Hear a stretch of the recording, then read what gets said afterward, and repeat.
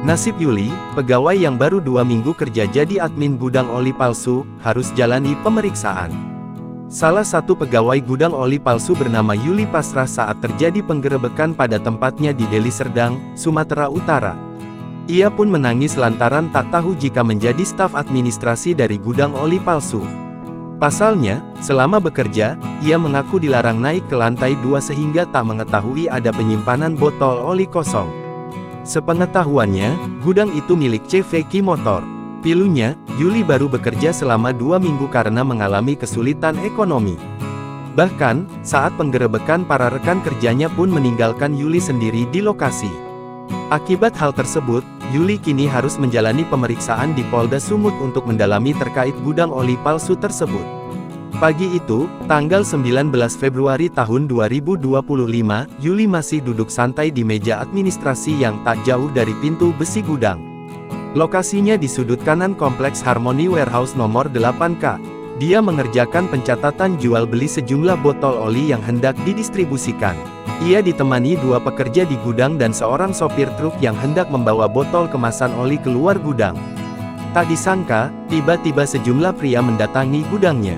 Mereka adalah petugas dari BAIS TNI, Kementerian Perdagangan, Pertamina, dan Kodam I Bukit Barisan. Mendapati hal itu, ia hanya terpaku dan menuruti apa yang diminta petugas. Sejumlah petugas pun lekas mengecek beberapa hal. Di dalam gudang itu, terdapat ribuan kotak kardus yang tersusun rapi. Setelah dicek, isi kardus itu adalah botol oli palsu. Yuli mulai cemas mendengar hal itu. Meski begitu, ia belum terlalu yakin, sedangkan ketiga teman kerjanya diam-diam meninggalkan lokasi. Petugas memeriksa setiap sudut ruangan gudang tersebut. Sampai akhirnya, petugas membawa Yuli naik ke lantai 2 gudang. Di situ, didapati ribuan botol oli kosong yang disimpan di dalam kantong besar.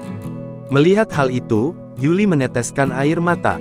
Ia seperti tak menyangka, tempat kerjanya memperdagangkan barang ilegal.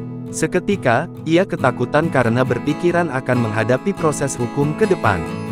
Yuli mulai mencurahkan isi hatinya.